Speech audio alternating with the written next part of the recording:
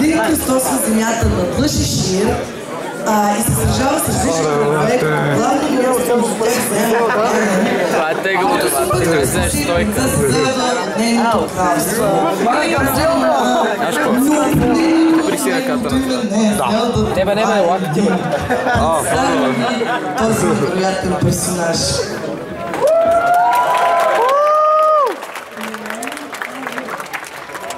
Златен си. A legend held dearly by the royal family tells of a boy he embarked on a great journey to the darkest corners of the earth, battling the forces of evil, testing the limits of his will, all to fulfill his destiny, which is above all else to save me. Какво не очаквам?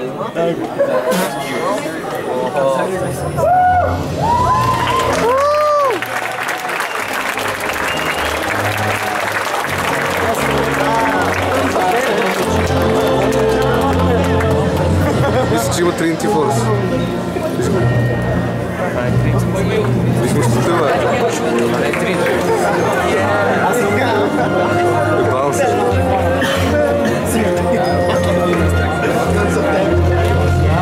Къде е фрик?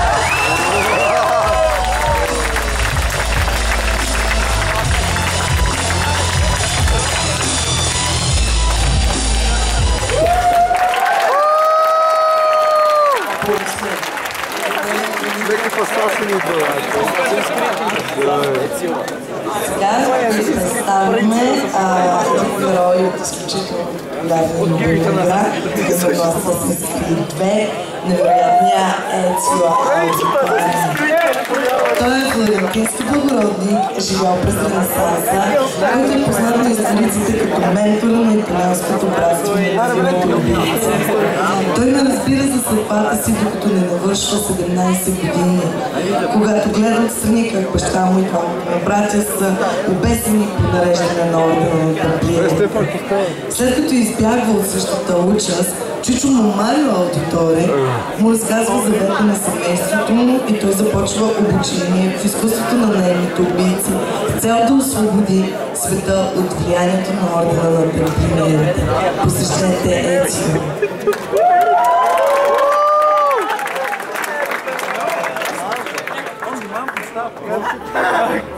То се объркал, не. Какво става?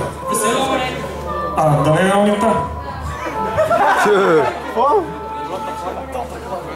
Не, сега какво става? Плен?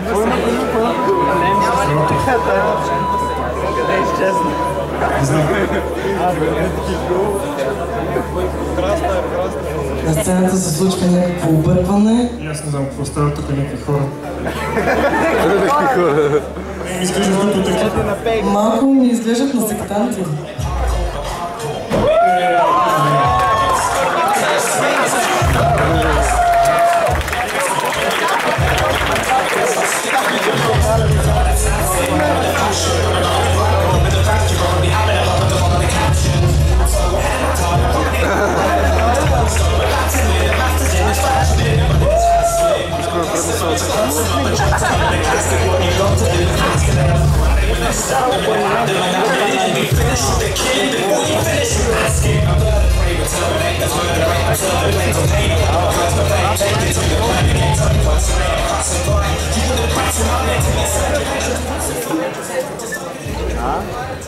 Request Kiat Impache. Dead. No? Come with me.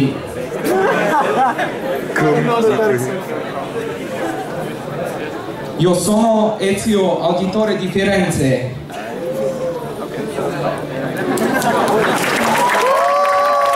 Grazie pubblicum.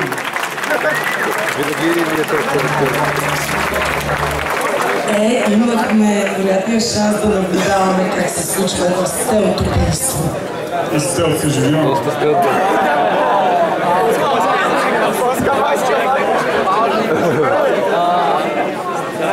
Сега предстои да посрещнем Конър Кенуей от Assassin's Creed 3. Той е главен персонаж в тази игра и е пълна връзката между тамплиера Хейтън Кенуей и индианката, простете ми за името, Канехтион.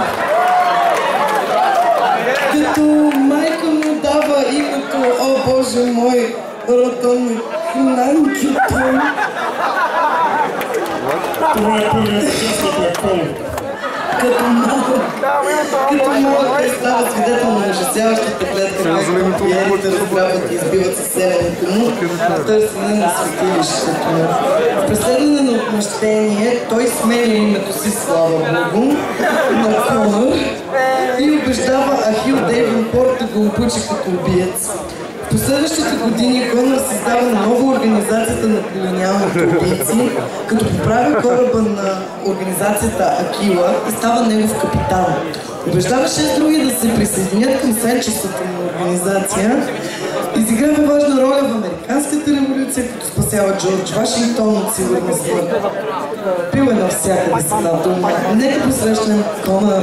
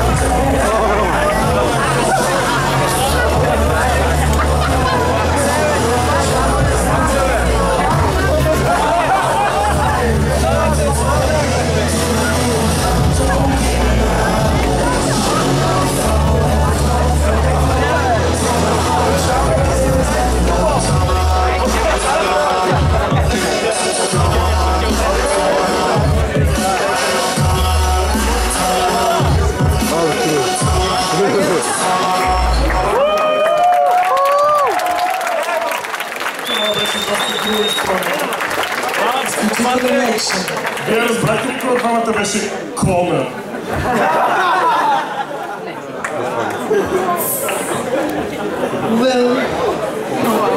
Така, сега ни предстои да се гмурнем в World of Warcraft вселената. Първият елф или Синдори класически е раса в играта World of Warcraft, която е съставена от потомци на аристократите от расата на древните нощни елфи, които са се отделили от своите събратя, търсейки източното място, където да се заселят, за да могат да практикуват магията си, която народа на нощните елфи изрично забранява да бъде използвана. Наричат се кръгови елфи в чест на загиналите си роднини и приятели след инвазията на принц Артас по време на Третата война в Азерот. Нека видим кръговият елф.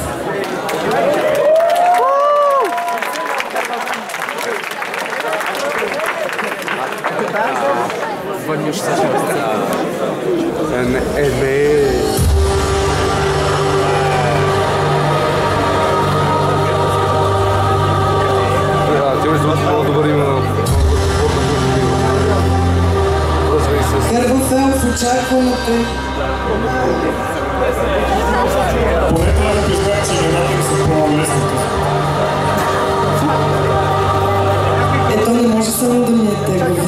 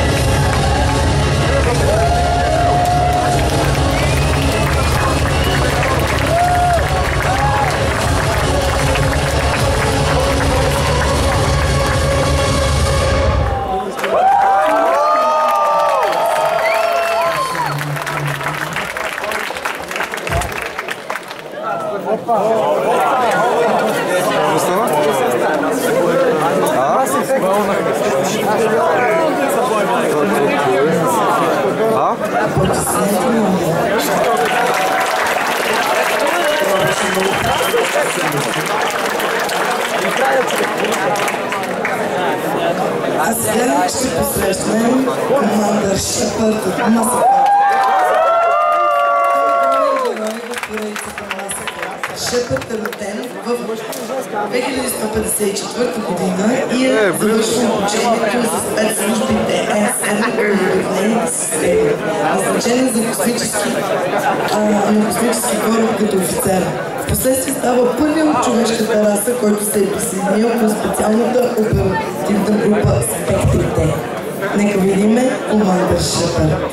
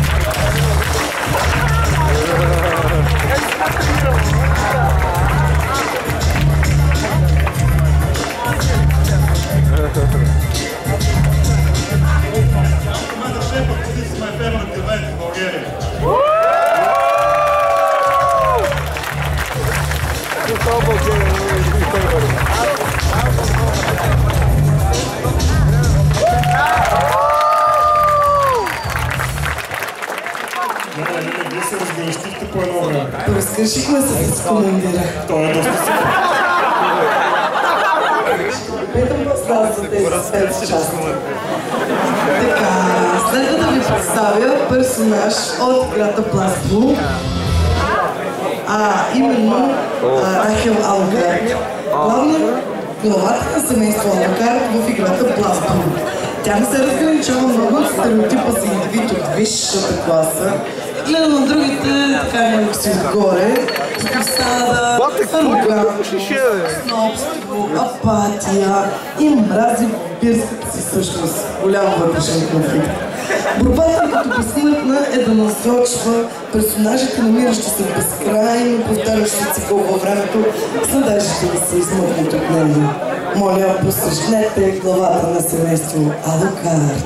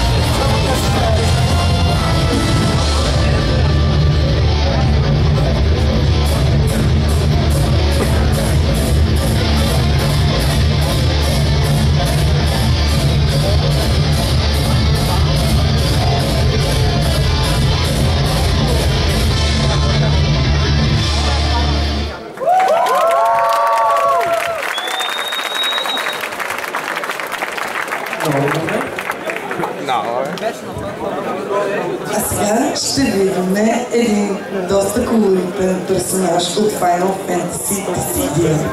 А именно Капалацио. Той е един от злите герои, биещи се на страната на хаоса в Final Fantasy Dissidia.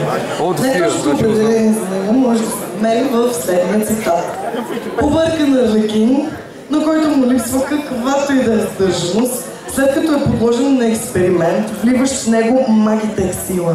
За него няма по-голямо удоволствие от разрушението. Целта му в краткосрочен план е да си върне контрола на Тена, за да използва силата и по свое усмотрение и да унищожи Ваан, който е единствената му пречка към тотално унищожение. Заповядай на сцената. И няма разрушаване.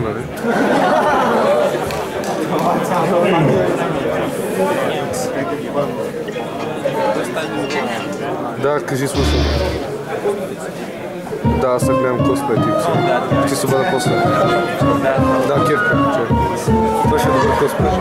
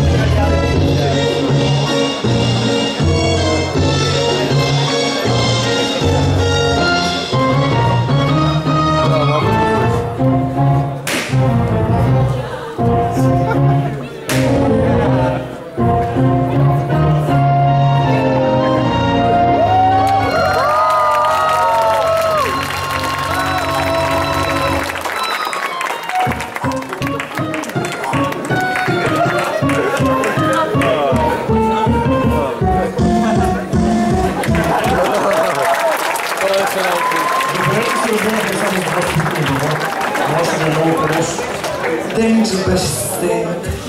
А сега ще видим един мистериозен персонаж, а именно господин Гордон Фриман от Half-Life. Той е харизматичен главен герой на поредицата Half-Life.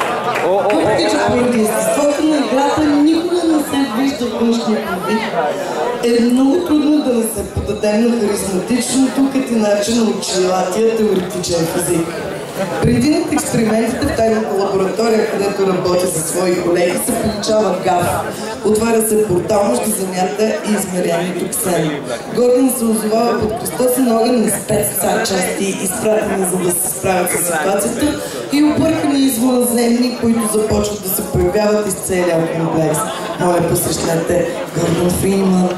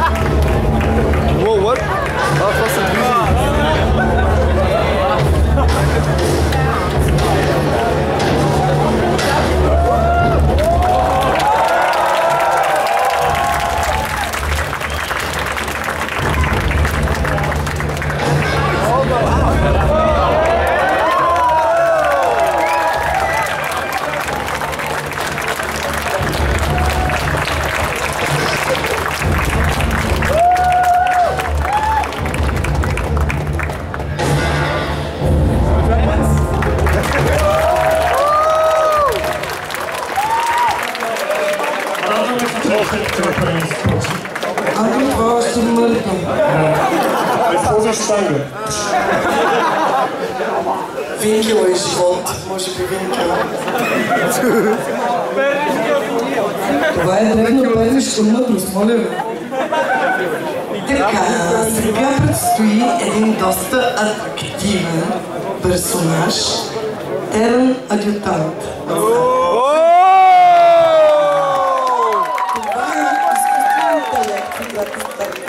Който помага на командира да управлява армията и инфраструктурата ѝ. Използване изключително от човешката раса в играта и е много важен за навигация, администрация, разшифроване, събиране на информация и съветване на командирите на съединения с земен директорат.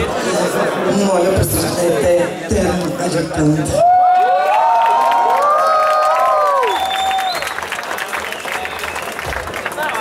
Nuke, razlog tebe. Oooo, stava muzikilate.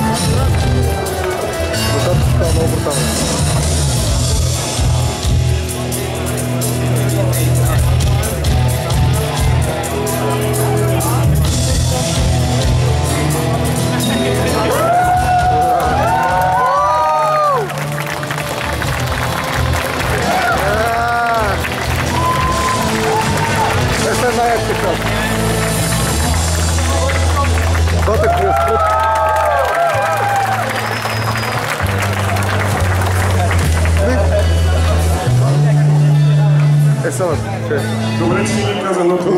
Браха. Все още имаме ресурси. Сега предстои League of Legends групата. League of Legends Group е игра от нова жанр, създадена през 2009 година. На континента Валоран се бяха множество войни, които опустошават територията му, които карат хората да прибегнат до създаването на института на войната, който разрешава всички дрязги и неразбирателства между нациите. Игралните герои в лигата са над 100, като днес ще ви представим една, разбира се, малка част от тях. Първо започваме с Blood Moon Akali.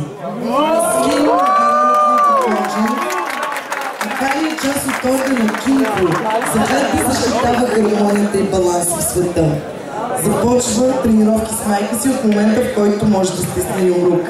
Когато става на 14, бива приета в ордена и наследява службата на майка си като юмрук на сянката. И целта е да унищожава тези, които се опитват да разклатят баланса на света.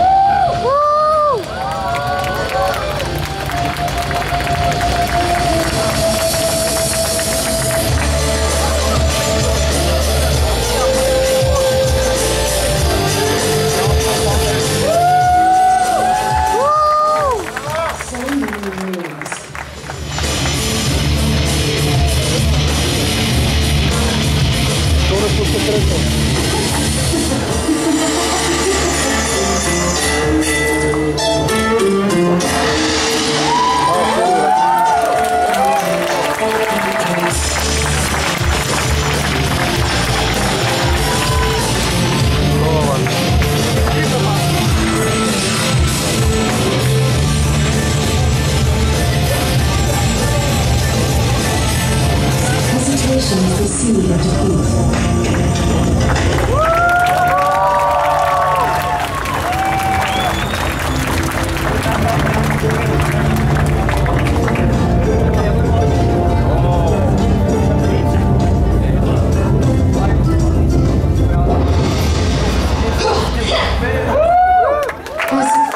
Just you run. Аплодисменти. Мисля, че това е на Вселената. Окей. Който може Сега ще видим отново прекрасното момиче Лисица. На какво? Именно Айри, която започва живота си като лисица. Пъти не знам. Тя никога не усещала в себе си нещо нередно и вярвала, че това не е истинската същност. Мечтата да се превърне в човека, както казахме по-рано, среща я с умиращ войник на бойното поле, той дава последните си сили за живот. Тя се превръща в лисица, но използва този дар и чара си, за да се опитва да се превърне в истински човек, като убива мъжете, които попадат в любовната й клопка. Не е много честно, нали? С течение на времето тя започва да изпитва съжаление за всички убийства, които е извършила.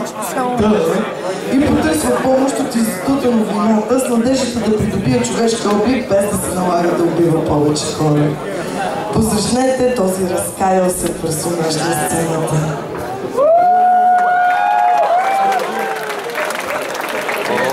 Какво?